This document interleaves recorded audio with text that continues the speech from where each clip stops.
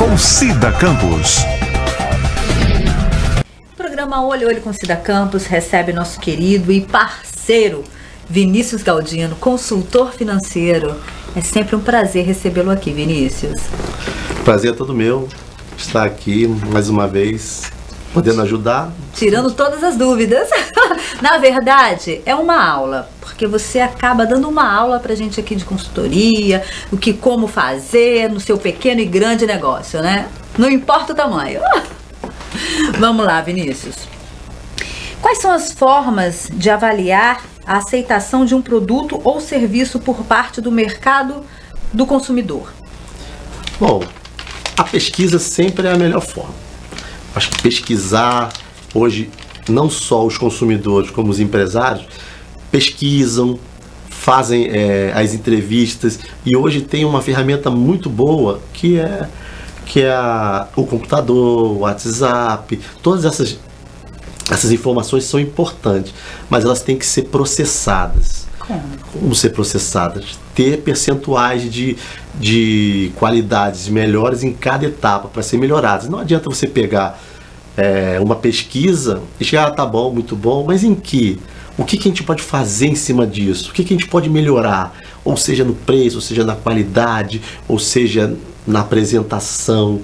A gente fala muito para as empresas que fazendo o BSC é coisas mais importantes. Hoje as grandes empresas fazem direto. Tem muitas concessionárias, né, que fazem perguntas quando você compra um carro ou uma moto. Eles ligam para sua casa e você fala apenas de 1 a 5, como 5 seja excelente e o ruim, sobre o atendimento. Como foi o atendimento seu lá na concessionária, onde seja? 5. Então sabe-se que foi muito bem naquela parte, ou seja, de atendimento, de conhecimento sobre o produto ou serviço, e dali você monta um gráfico onde você vai trabalhar esse seu funcionário. O que ele está ruim, aonde que ele precisa melhorar, ou o que ele está bom, o que nós vamos passar, o que a gente precisa melhorar, o que o cliente viu nisso. E assim você processa essas informações e melhora o seu atendimento.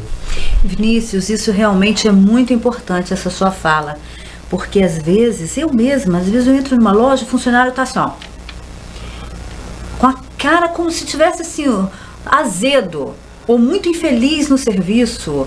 Isso é ruim, porque o cliente já entra com aquela insatisfação, como se fosse obrigação a atender o cliente. E isso gera o quê? Uma perda de clientes. Perdas de clientes. Eu acho que o empreendedor em si, ele tem que estar atento a esses detalhes. E se ele tiver uma ferramenta para melhorias, é melhor. Agora, se não, ele tem que ficar observando. Se for um estabelecimento pequeno, ele tem que estar olhando para ver como está o processo, como está a operacionalidade dele dentro da empresa dele, para que ele consiga melhorar e não perder mais um cliente, que ele consiga recuperar esse cliente, trazer mais clientes em cima desse erro que ele teve no processo. Essa é o que hoje a gente está batendo na tecla, porque hoje você não pode baixar preço, hoje você não pode aumentar preço, hoje você tem que melhorar a sua qualidade no seu dia a dia. Então qualidade e preço bom. Isso. Resumindo, né, doutor? Né, Vinícius? Não tem como, porque nós temos que pensar que nós estamos ali. Será que nós queremos ser atendidos daquele jeito? Será que nós pagaríamos por aquele produto, pelo aquele preço? Se o concorrente está com preço menor ou igual, lá eu vou ser melhor atendido. Por que aquele cliente vai comprar em mim? Ou vai fazer o meu serviço? Por quê? Essa é a grande pergunta. E existe também, Vinícius, o empreendedor, aquele que pensa, aquele que você acabou de citar agora, que está preocupado com o seu negócio, ele faz uma pesquisa realmente. Às vezes o cliente que entra ali, ele aborda esse cliente depois que foi atendido e faz assim várias perguntas, e isso é importante, né, para a empresa, para ver onde está errando, né? Muito importante. Mas hoje, como os questionários são muito cansativos, ninguém quer responder.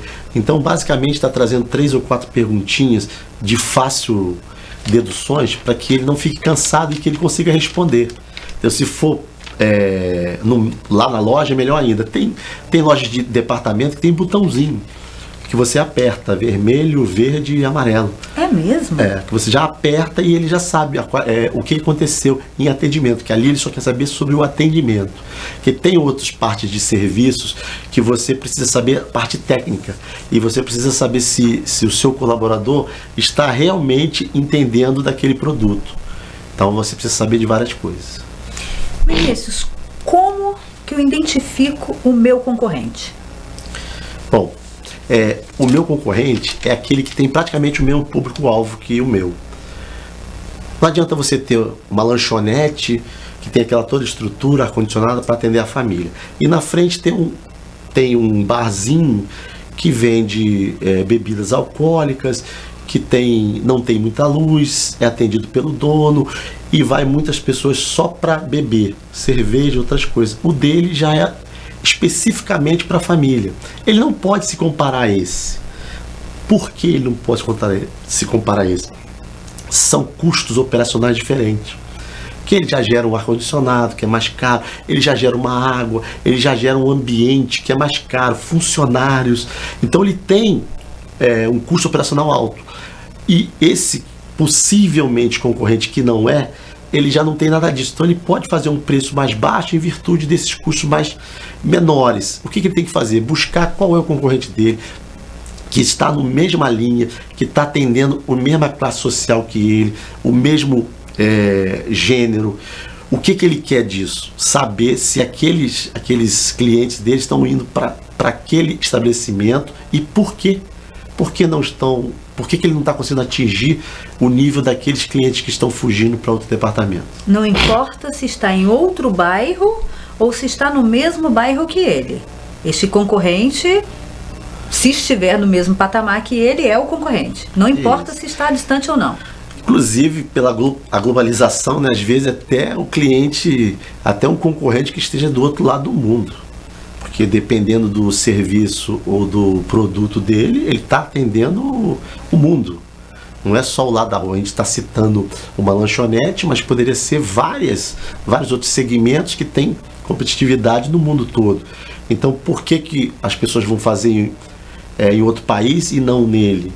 O que ele vai atrair? Então, isso tem tem a qualidade que ele vai ter de ter o produto ou ter o serviço. Isso acontece nas exportações, muito na matéria-prima que são importadas para melhorar os produtos e serviços brasileiros. Como calcular o prazo de retorno do meu investimento? O prazo de retorno de investimento, a gente na área financeira usa muito o payback. Que é isso? Descontado. O payback é pay, né, dinheiro, né, back, retorno, volta. Mais ou menos isso.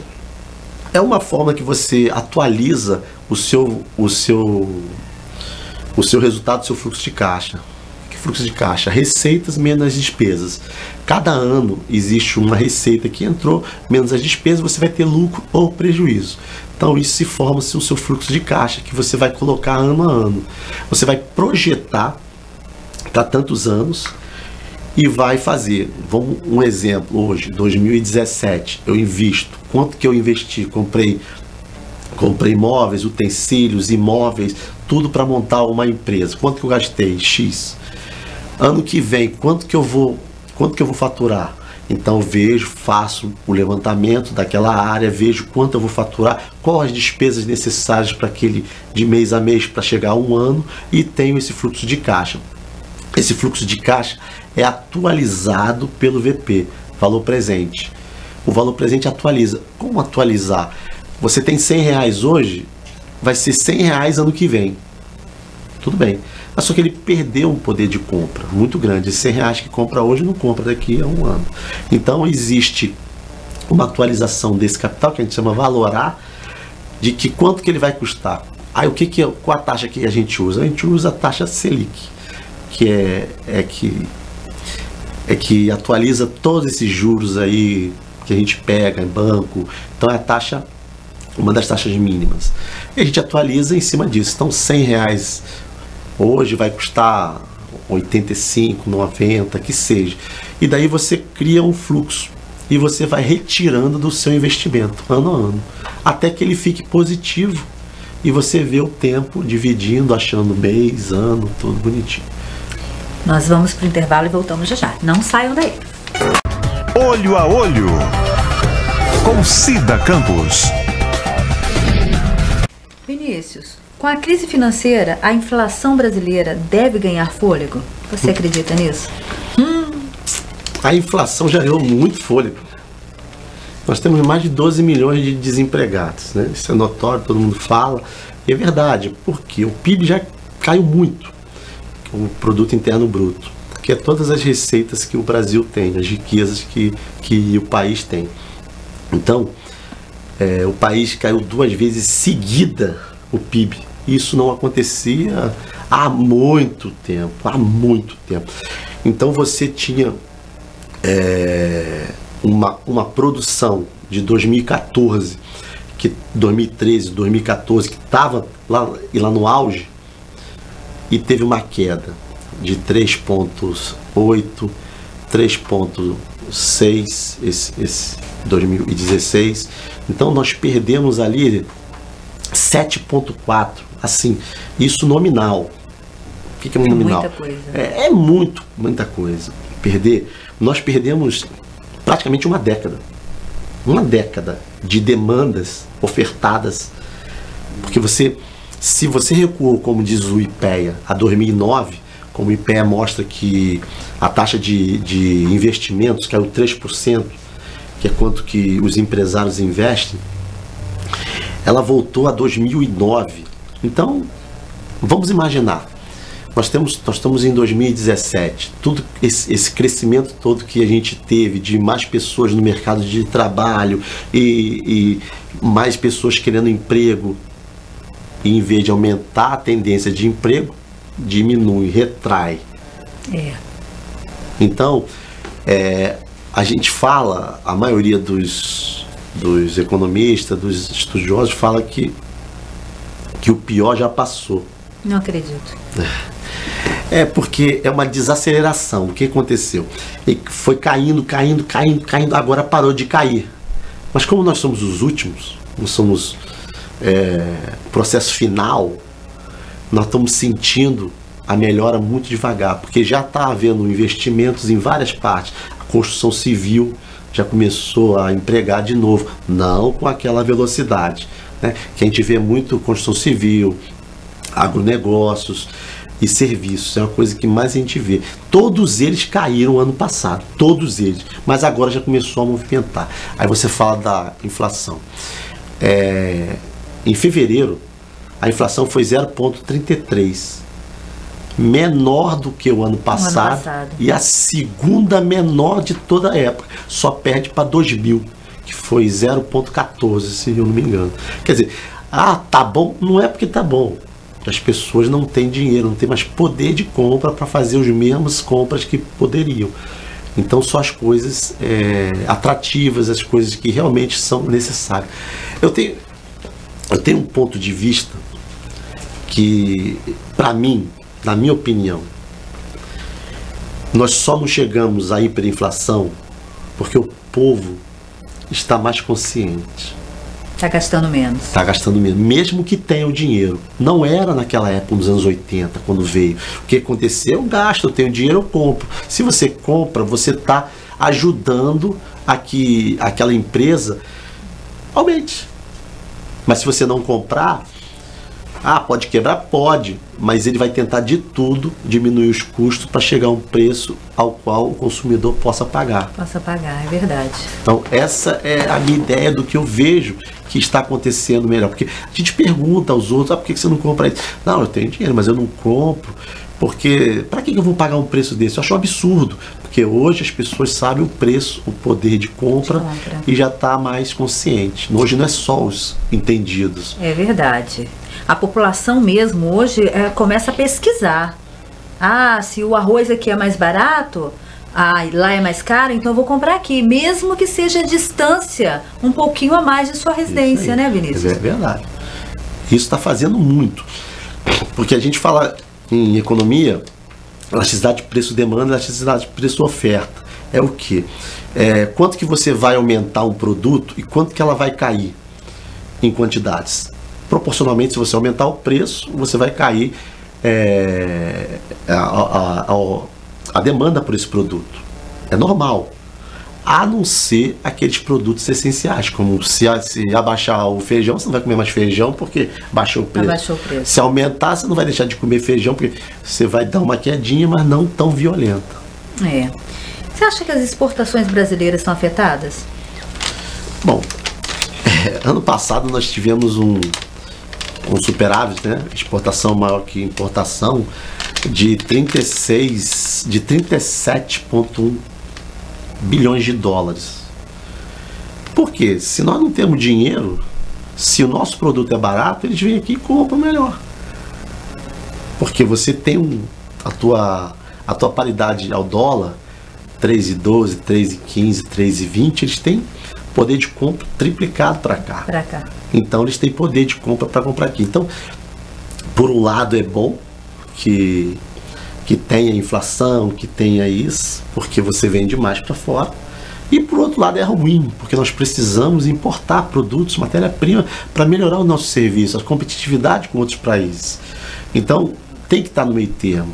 Então foi a melhor coisa que o governo fez anos atrás, foi parar de mexer no câmbio, deixar o câmbio flutuar.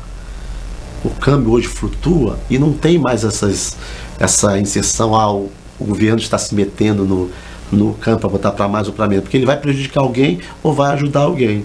Então deixar o câmbio livre é a melhor coisa. Quanto vale o seu dinheiro? Vale aquilo. O nosso país não tem produção para competir com o dólar de igual para igual. Então se mantém e consegue fazer as nossas transações sem prejuízo a ninguém. Sem prejuízo. E isso é o primordial, sem prejuízos.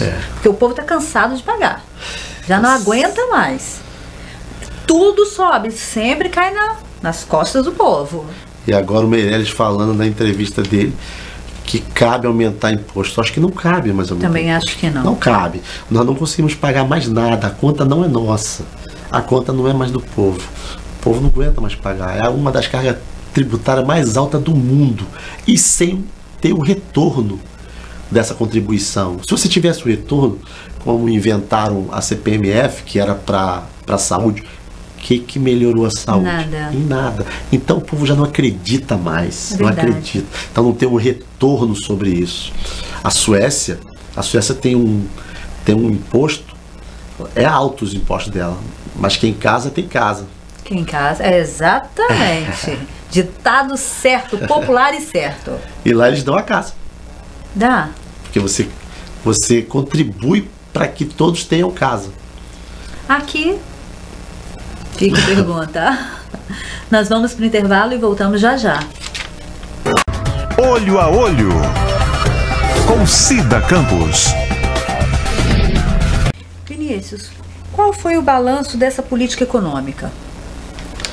Bom, realmente o governo pegou uma trajetória muito difícil, que a maioria acredita que se não trocasse o governo, não ia ter investimento, porque faltava confiança. Acho que você vai colocar um dinheiro, um empresário. Por que você vai colocar um dinheiro? Porque você confia. Se você não confia, porque estava mudando a regra toda hora, isso era uma coisa que... Incerteza. Que realmente... Então, ele até está tentando fazer o que ele pode. Só que, infelizmente, depende do Congresso. E tudo é eu dou aqui, você me dá ali, eu dou aqui, você me dá ali. Então não age com coerência para que seja... A gente está falando muito dessa reforma da Previdência. Por que só a gente que vai pagar a conta? Né? Aí tem uma parte muito delicada, que é dos militares. Ele não incluiu os militares. Não é uma coisa se deve, se não deve, se é justo, se não é justo, nada disso. Eu acho que o povo é único. Se tem que ser para um, tem que ser para todo mundo. Para todo mundo. Então, uns têm privilégios, os outros não têm. Por que isso? Até a gente está falando muito da atividade rural, que tem muitos benefícios. Porque ele está no campo. Então, vamos fazer alguma coisa ao qual ele contribua e que ele não prejudique. Que, no fundo, não são eles. Né? A gente sabe muito bem que tem muita gente que ganha muito dinheiro e é desproporcional, né? Muito desproporcional. Existe um medidor na economia que é o medidor de Gini. Gini é a forma que você distribui as riquezas do país com os impostos, né? Então o que acontece? Os ricos pagam muitos impostos, mas eles conseguem recuperar muito mais. Então, acho que é o segundo ou terceiro país que mais o rico recupera o que ele perdeu. Então, quem paga mais com isso? O pobre consegue pagar e não consegue recuperar. Então, o índice de Gini, ele mede uma controvérsia, né, brasileira, infelizmente. Infelizmente. Realmente, o pato sempre vai cair da população, infelizmente. Porque o aumento da inflação é prejudicial. O aumento da inflação é uma coisa que corrói todo o dinheiro, principalmente das pessoas que não têm remuneração. Eu não sei se foi da sua época, né? Nos anos 80, né? A inflação chegava a 42% ao mês. Então imagina você ganhando R$1.000 com 42% ao mês. Se você não tivesse uma conta remunerada, que naquela época existia, conta remunerada. Você chegava no final do mês, se você botasse seu R$1.000 no bolso, no final do mês, você tinha menos 42%. Né? Ou seja, você tinha R$580 de poder de compra. Então o que era? Um desabastecimento geral, porque o pessoal comprava e estocava. Eu me lembro que o meu pai, ele tinha umas prateleiras lá que ele comprava 20 quilos de arroz, 30 quilos de arroz quando ele recebia. Porque no final ele já não tinha mais dinheiro para comprar aquilo. O pão aumentava de manhã e de tarde. Isso era uma hiperinflação. Hoje, quem viveu aquela época teme a hiperinflação. Tem pavor de uma hiperinflação. Porque você não sabia o valor de nada. Era um preço de manhã e outro preço à tarde. Então esse é o pavor. O que acontece? Quando a inflação vem, que corrói isso, o que o governo faz? A primeira ação dele é aumentar os juros. A taxa de juros chegou a 14,75. 14,75, a maior do mundo. E isso inibe o crédito e inibe investimentos. Porque como é que você vai investir numa coisa que vai ficar muito cara? Geralmente você, sem investimento, você não tem consumo. O consumo diminui, né?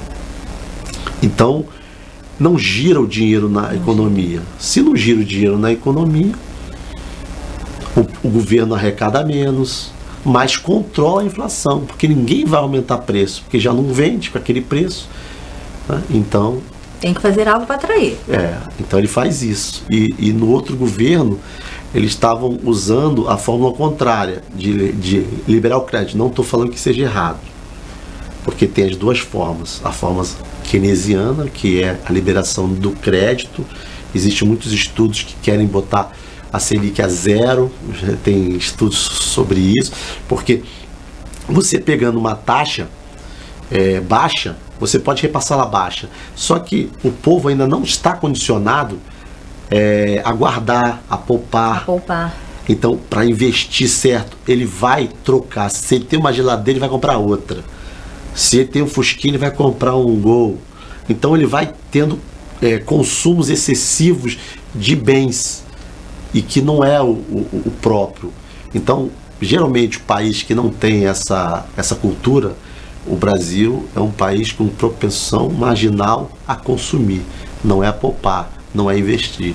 Então, nisso, se ele tiver com a inflação, ele não aumentar os juros, infelizmente, é uma bola de neve que vai aumentando a inflação vai para cima e você não consegue controlar. E isso é o maior medo de qualquer economista que esteja lá no Banco Central. Coração. Nossa, a gente tem medo. O emprego. Verdade. Tudo é risco. Muito risco mesmo. Porque você tem que cortar custo. Primeiro que sobra é o trabalhador. Que vai embora. Então, a mão de obra, infelizmente. Qual o melhor investimento no Brasil hoje? Bom, investimentos, muita gente usa CDI, CDB, que hoje é o melhor investimento. O que é CBI? CDI. CDI? O que é CDI? É certificado de depósitos, seja ele de imóveis, CDI, de agronegócios. O imóvel, a construção civil está parada, tá? Mas você pode fazer renda fixa pré-fixada hoje. Por que a pré-fixada é o melhor hoje? Porque os juros estão caindo. E agora o cupom está baixando a taxa mínima de juros, a Selic, de 0,75. Está caindo feio. Está caindo como a gente quer mesmo. A especulação hoje está em 12,25. Né? A perspectiva é que chegue a 9 ao final desse ano. Essa é a taxa básica de juros. É a taxa que todo banco capta dinheiro do Banco Central através dessa taxa e vai repassando para uma taxa maior. Se ele pegar 14, ele vai passar mais de 14. Se ele pegar 9, pode chegar a 14 para a gente, 15, dependendo da evolução dele. Então, hoje, qualquer certificado de depósito bancário que a gente fizer pré-fixado, porque não é atrelado mais à queda do juro que está caindo, você tem um rendimento bom. Que a caderneta de poupança está dando 8,24, alguma coisa assim, a perspectiva para o ano de 12 meses. Enquanto a Selic estava 13,45. Não tem como. Então você não consegue nem atualizar o seu capital através de investimento. E todos os... a gente fica com medo. Mas eu prefiro botar na poupança porque ela é garantia. O fundo garantidor, ele garante até 250 mil por CPF a qualquer investimento. CDB, poupança, não. Mas aí a gente que é da classe mais pobre, pequena, nós temos condições até 250 mil de investimento como a poupança ou o CDB. Então você acredita, será que a inflação está caindo mesmo? Eu acredito que a inflação esteja caindo porque a gente participa assim de pesquisas de preço. Então eu não sou a favor de cesta básica. Eu vou te cortar só um minutinho, Vinícius. Nós vamos para o intervalo e voltamos já. Não saiam daí. Olho a Olho, com Cida Campos. Vinícius, então, para concluir a nossa pergunta, a inflação, então, você acredita que está caindo, você acredita também que o poder público aí também tem contribuição, e é importante controlar o gasto do poder público. Nisso tudo que você já disse, na situação financeira que nosso país se encontra, hoje o poder público tem por obrigação de economizar? E é necessário isso acontecer? Não, o governo tem que investir em segmentos, alguns segmentos, outros ele tem que cortar. A gente debate muito sobre alguns benefícios que são dados. Por que alguns benefícios? Quando se fala em gastos públicos, aí se fala assim em subsidiar algumas coisas. Aí ele tem que pagar os aposentados, tem que pagar os pensionistas e tem que pagar o SUS. Quem é que paga essa conta? Nossa.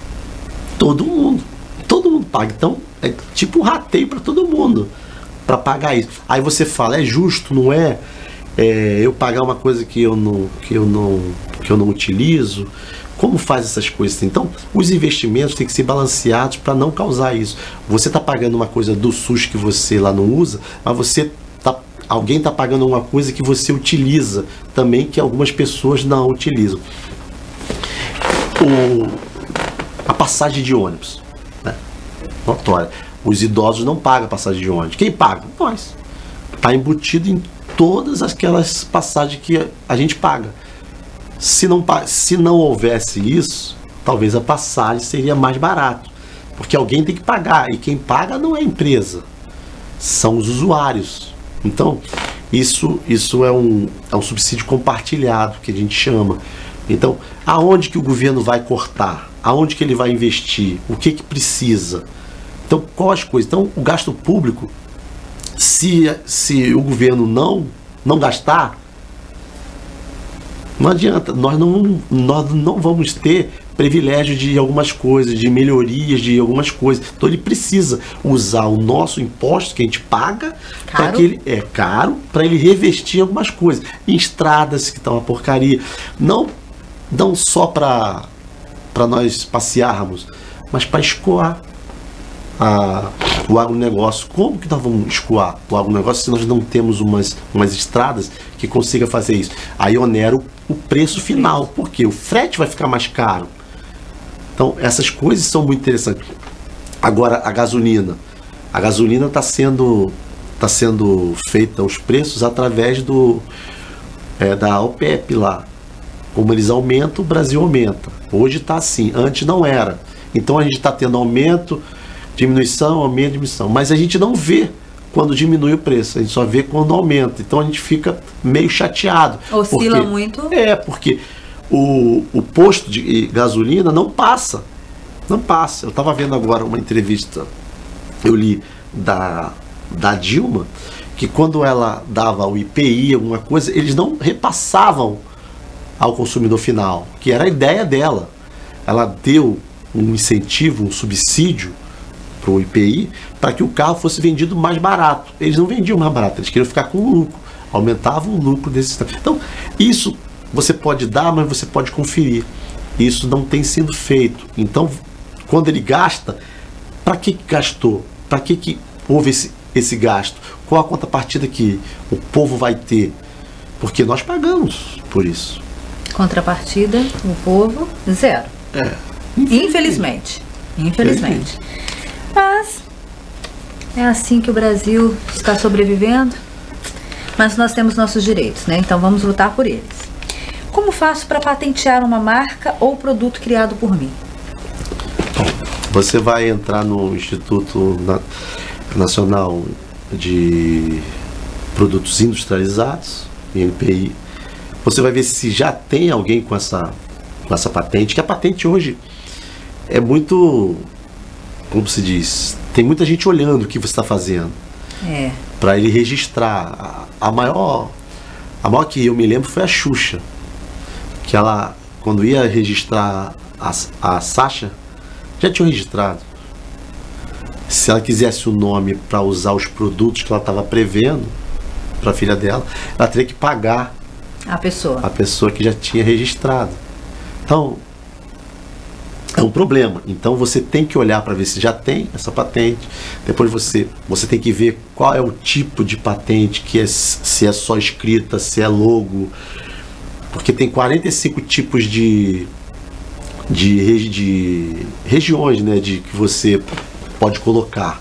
Então você tem que ver qual é essa região que você vai. E depois quando você consegue botar, você tem um protocolo. E você só acompanhar na revista. A revista do INPI, existe uma revista eletrônica que você pode acompanhar. Quando sair a patente, você tem 10 anos depois, você tem que renovar. De 10 anos você tem que renovar. E é caro, Vinícius? Não, depende muito de qual atividade que você vai colocar lá. Porque tem de logo, tem só escrita, isso vai de cada segmento. E aí também não pode confiar em qualquer pessoa para fazer isso. É melhor que a pessoa faça. Existe pessoas que estão capacitadas a fazer isso. Mas o melhor é você entrar no site, ver bonitinho, que não tem nenhuma dificuldade quanto... O site é tranquilo, é fácil. Muito fácil, dá para ver. E quando você tem o processo na mão, o número do processo na mão, é só você acompanhar. E aí demora? Não. E aí você disse referente à região. Vamos dizer que o Espírito Santo. Eu cadastrei, aí fica cadastrado aqui no Espírito Santo ou também Rio, São Paulo? Não, é no Brasil todo. No Brasil todo. Regiões que eu falei é sobre qual a área que você tem. Então são 45 áreas diferentes. Aí você vê qual a área que você vai estar alocada sobre aquilo que você inventou, que você construiu. Aí você analisa, eles vão ter um prazo para olhar isso, diferencia os prazos, porque ele tem que analisar em todo o país. Isso é um processo que leva bem delicado. Algum tempo, que eles têm que olhar para ver se não tem a duplicidade, para depois eles te dão o protocolo de processo e você vai acompanhando. Se houver já isso, eles te comunicam. E aí eu inventa um outro nome, outra logomarca, outra coisa. Porque alguém já tem essa. E aí eu não posso, porque isso é crime. É crime. Você vai ter que pagar royalties ou alguma coisa isso. E não é, infelizmente não é barato. É caro. É verdade. E isso é uma coisa muito séria, né, Vinícius? Porque quando você cria algo, né, você está colocando ali toda a sua expectativa, toda a sua vontade, seu desejo, e você também paga por aquilo. Nossa, e paga e você, vamos supor, imagina a decepção que você tem quando você cria uma logo, cria um projeto e você vai lá registrar e já tem alguém que já registrou. Decepção. Nossa, é muito grande. Então, quem tem realmente as patentes tem que tomar cuidado. Então, atentos a todos os tipos de desejo que você tenha. Até porque eu acho que cada sonho é cada sonho. Quando uma pessoa quer patentear alguma coisa é porque existe um sonho, né? Vinícius, eu lhe agradeço a sua participação aqui no programa. Obrigado mais uma vez, parceiro do Olho a Olho com Cida Campos. É um prazer vir aqui, essa equipe eu adoro, são pessoas sérias, né? E eu não tenho muito essa fala, eu sou muito tímido para falar, sabe como é que é? Mas com você deixa a gente bem à vontade. Que bom, que a casa é nossa. O programa Olho a Olho com Cida Campos desta semana fica por aqui. Até semana que vem. Olho a Olho com Cida Campos.